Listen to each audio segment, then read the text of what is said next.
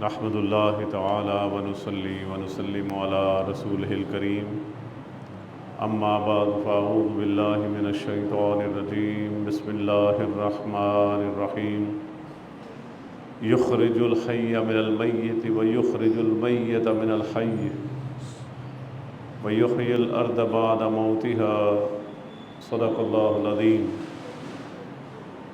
ان اللہ وملائکتہ یصلون علی النبی یا ایہا الذین آمنوا صلوا علیہ وسلموا تسلیما الصلاۃ والسلام علیک یا سیدی یا رسول اللہ وعلی آلک واصحابک یا حبیب اللہ الصلاۃ والسلام علیک یا سیدی یا رسول اللہ وعلى آلك وأصحابك يا شفيع المذنبين الصلاة والسلام عليك يا سيدي يا رسول الله وعلى آلك وأصحابك يا رحمة للعالمين.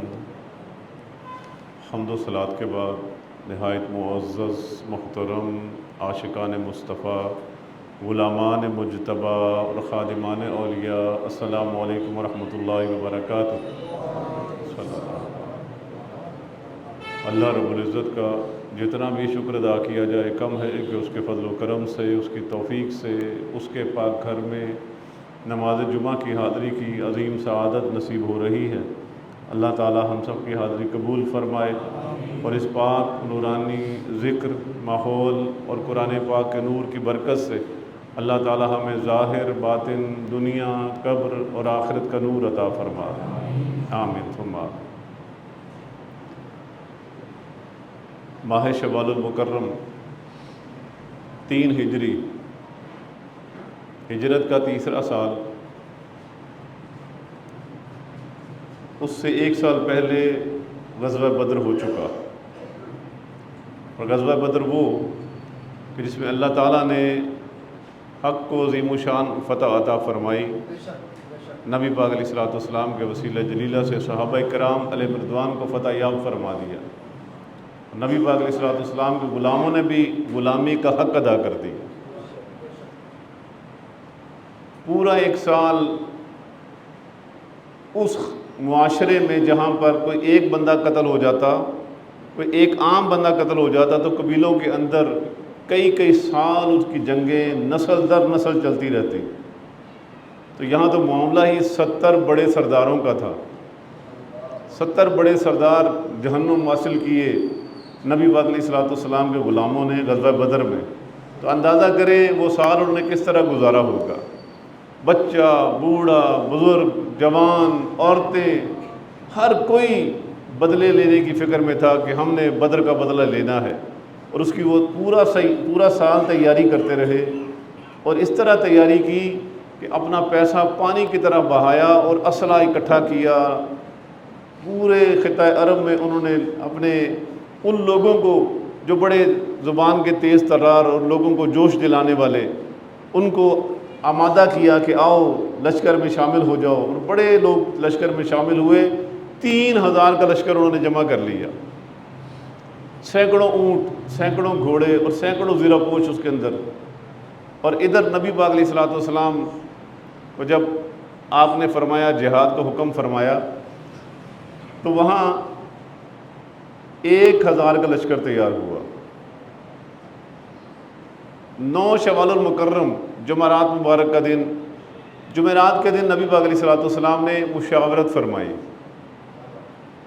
مشاورت فرمائی اس کا مطلب یہ نہیں کہ حضور علیہ الصلوۃ والسلام نے جس طرح ہم مشورہ کرتے ہیں اس طرح مشورہ کیا. فرمایا حضور علیہ الصلوۃ والسلام نے تعلیم امت کے لیے مشورہ کیا کہ لوگوں مشورہ کر کے کام کیا کرو، اس لیے کہ مشورے میں برکت ہوتی ہے.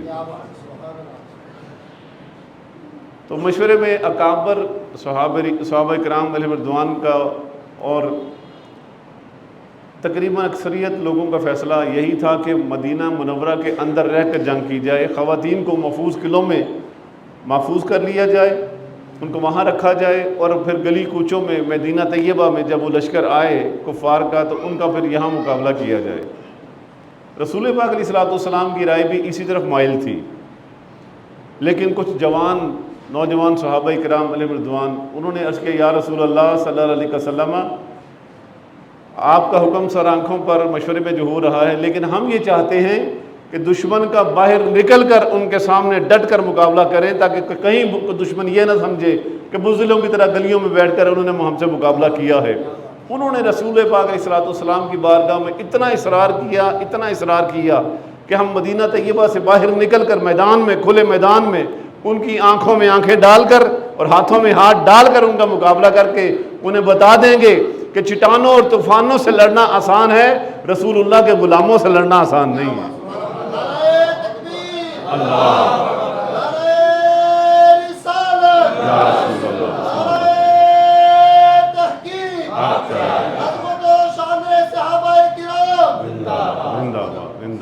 یہ نعرے قیامت تک گونجتے رہیں گے انشاءاللہ الرحمن، اور قیامت کے دن تو یہ نعرے، ان کا اجر ہم دیکھ کر نعرے لگائیں گے اور ان کی شانیں دیکھنے والی ہوں گی۔ بدری صحابہ، احد کے صحابہ، تمام صحابہ اکرام علیہ رضوان، اور نعرے لگانے والوں کی شانیں بھی کم نہیں ہوں گی انشاءاللہ۔ تو انہوں نے جب یہ عرض کیا، نبی پاک علیہ السلام نے اگلے دن جمعۃ المبارک کا خطبہ ارشاد فرمایا، اس میں جنگ کی ترغیبات اور جہاد کی ترغیبات اور جہاد کے فضائل بیان فرمائے، اور پھر نماز عصر کے بعد نبی پاک علیہ السلام تیار ہو کر زرہ پہن کر تشریف جب لائے تو صحابہ کرام علیہ رضوان جو اکابرین تھے انہوں نے اس کے یا رسول اللہ صلی اللہ علیہ وسلم، ہاں جیسے آپ حکم فرماتے ہیں ہم ویسے ہی کرنے کے لیے تیار ہیں، لیکن نبی پاک علیہ السلام نے فرمایا فیصلہ ہو چکا کہ اب ہم اطراف احد میں جا کر جنگ کریں گے، ان کا مقابلہ کریں گے، اور فرمایا نبی علیہ السلام کی شان یہ نہیں ہوتی کہ وہ فیصلے تبدیل کریں۔ فیصلہ ہوا کہ احد کے قریب جا کر ان کا مقابلہ کیا جائے گا، اور غزوہ احد اس وقت تقریباً مدینہ طیبہ سے 450 کلومیٹر کے فاصلے پر تھا۔ اب تو مدینہ طیبہ بالکل قریب ہو چکا، اللہ تعالی ہمیں بھی دیکھنا اس کی زیارت نصیب فرمائے، بار بار لے جائے اللہ پر۔ تو نبی پاک علیہ السلام نے سفر شروع کیا، لشکر کو لے کر چلے۔ لشکر کتنا تھا؟ 1000 کا لشکر۔ ابھی تھوڑی دور گئے تھے کہ منافقین کا سردار عبداللہ بن ابی،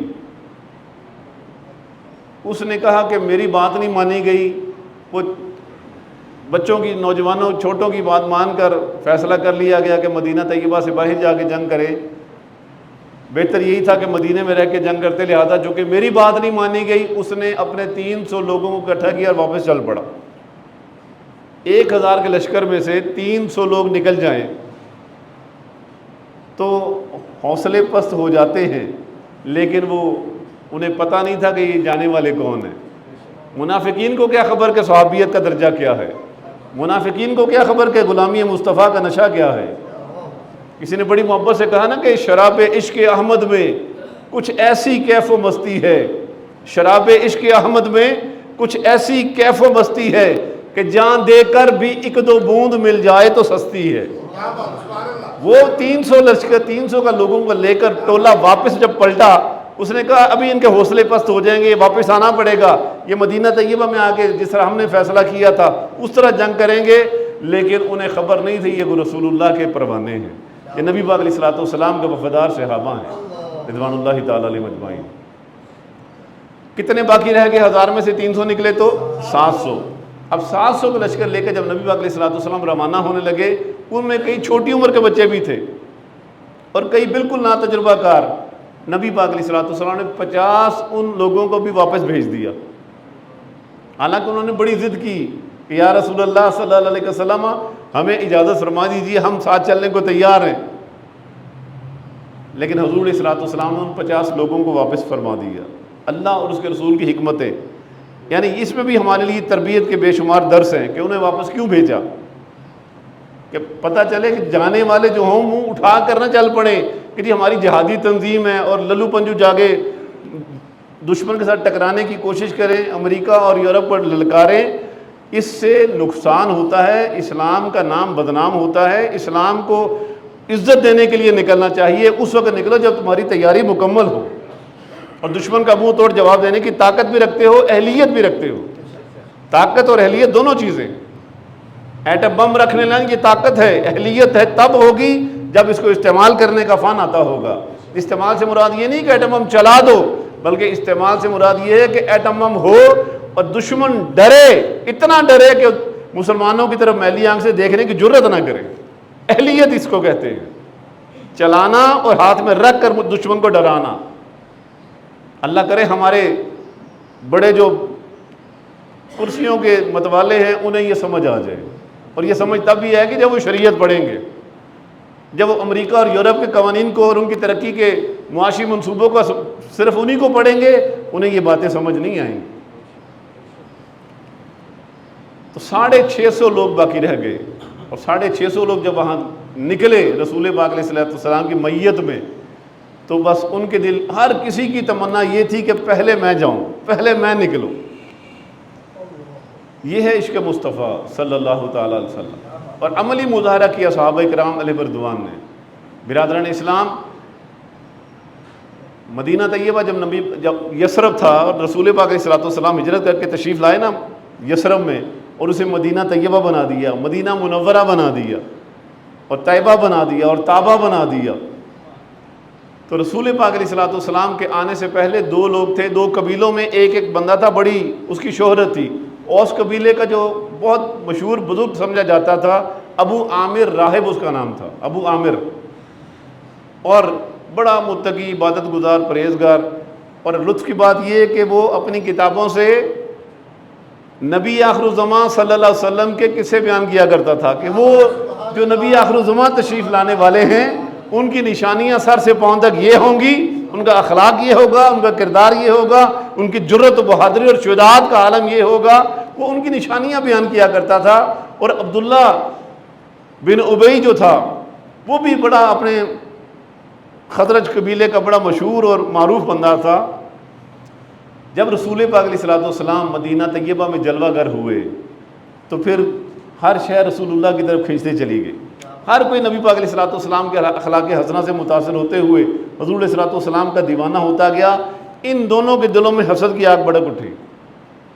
ابو عامر راہب یہ بھی نکلا احد کے میدان میں، لیکن یہ آیا دشمن کی طرف سے، کہ کفار کے لشکر میں شامل ہو گیا اپنے 70 لوگوں کو لے کر.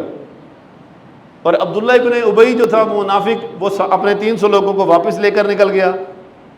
وہاں سمجھ آ رہی ہے؟ ان دونوں لوگوں کی بات آج میں کروں گا، کیونکہ قرآن مجید کی جو آیت کریمہ میں نے تلاوت کرنے کا شرف حاصل کیا، سورہ روم آیت نمبر 19 اس کا کچھ حصہ، یخرج الحی من المیت ویخرج المیت من الحی. یہ اللہ تعالیٰ نے اپنی شان بیان فرمائی ہے. فرمایا وہ زندہ کو نکالتا ہے مردہ سے اور مردے کو نکالتا ہے زندہ سے. یہاں زندہ سے مراد ایمان والا ہے اور مردہ سے مراد کافر ہے. فرمایا وہ زندہ کو مردہ سے نکال لیتا ہے اور زندہ سے مردہ کو نکال دیتا ہے. وہ شان اس کی، وہ قدرت والا ہے جیسا وہ چاہے.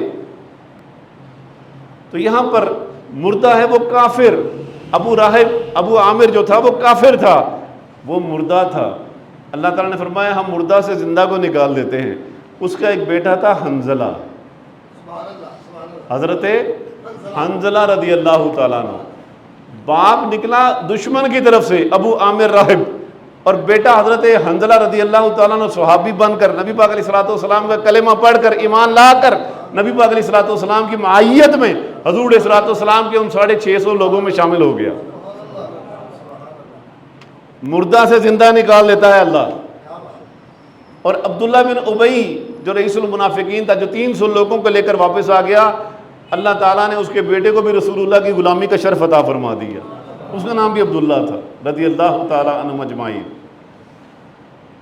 تو جب یہ لشکر ٹکرایا آپس میں، نبی پاک علیہ السلام، اس کی تفصیلات بے شمار، آج اتفاق سے دیر ہو گئی تو جتنی حاضری اس وقت میں ہو جائے اللہ تعالیٰ قبول فرما لے.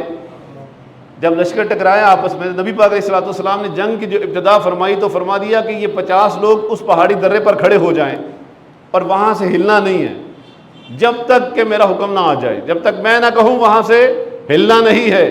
وہ پہاڑی درہ تھا جہاں سے دو پہاڑیاں ملتی تھیں، ان کے درمیان ایک راستہ تھا، وہاں پر تیر اندازوں کا ایک دستہ نبی پاک علیہ الصلوۃ والسلام نے مقرر فرما دیا کہ جب تک میں نہ کہوں ہمیں جو بھی حالات ہمارے ہوں، فتح ہو جائے یا دوسرا جو بھی معاملہ ہو، چاہے دشمن ہم پر چڑھائی کر دے، لیکن تم نے یہ جگہ نہیں چھوڑنی۔ اور باقی ترتیب عطا فرما دی نبی پاک علیہ الصلوۃ والسلام نے، سب کو ان کی جگہوں پر مقرر فرما دیا۔ جنگ ہوئی، مقابلہ ہوا، اور نبی پاک علیہ الصلوۃ والسلام کے چچا سیدنا امیر حمزہ رضی اللہ تعالیٰ عنہ اور دوسرے جیے صحابہ کرام علیہم رضوان نے پرخچے اڑا دیے دشمن کے، جدھر جاتے یہ رسول پاک علیہ الصلوۃ والسلام کے اللہ کے شعر اور رسول اللہ کے شعر، اسد اللہ و اسد رسول ہی حضرت سیدنا امیر حمزہ رضی اللہ تعالیٰ عنہ، پھر جہاں جدھر رخ کرتے پھر کوئی بندہ اپنے قدموں پہ کھڑا نظر نہ آتا۔ جنگ ہوتی رہی، پھر جنگ فتح میں تبدیل ہو گئی، مسلمانوں کو فتح ہو گئی، اور جو پہاڑ پر کھڑے لوگ تھے ان میں سے کئی لوگوں نے کہا کہ اب تو ہمیں فتح ہو چکی، دشمن بھاگ چکا، تو چلتے ہیں پھر نیچے نبی پاک علیہ الصلوۃ والسلام کے پاس اور جو کام کرنے والے ہیں وہ کرتے ہیں۔ لیکن ان میں سے کچھ لوگوں نے کہا کہ نہیں، تمہیں یاد نہیں نبی پاک علیہ الصلوۃ والسلام نے کیا فرمایا تھا کہ چاہے فتح ہو جائے چاہے کچھ بھی ہو جائے، جب تک میں نہ کہوں تم نے یہ جگہ نہیں چھوڑنی۔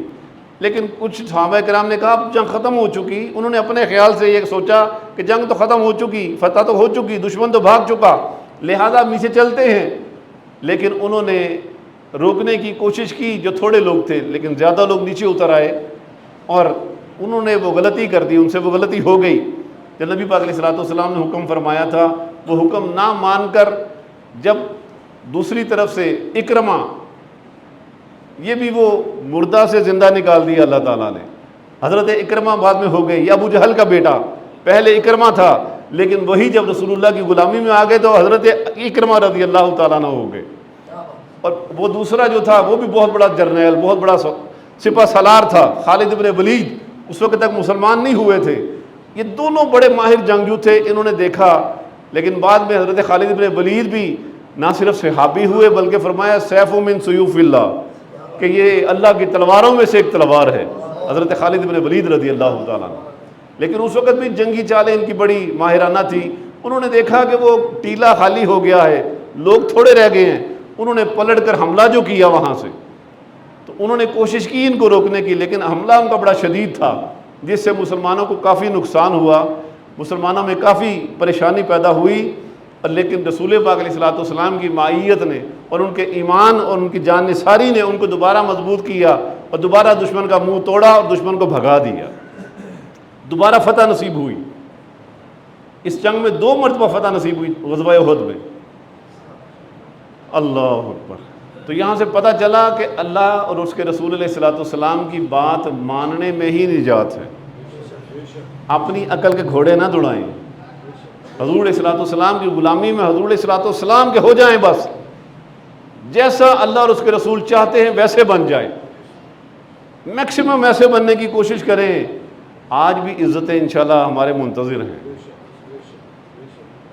تو ایک میں عرض کر رہا تھا حضرت حنظلہ رضی اللہ تعالیٰ عنہ، حضرت حنظلہ رضی اللہ تعالیٰ نوجوان صحابی، نوجوان، ایک دن پہلے ان کا نکاح ہوا، اور جذبہ ایمانی کتنا، رسول پاک علیہ الصلوۃ والسلام کی وہ جو ایمان لانے کی جو مستی وہ کتنی کہ ابھی وہ رات مکمل نہیں ہو پائی تھی کہ اعلان ہو گیا سحری کے وقت کہ نکلو جہاد کے لیے، رسول پاک علیہ الصلوۃ والسلام نے حکم فرمایا ہے جہاد کے لیے نکلو۔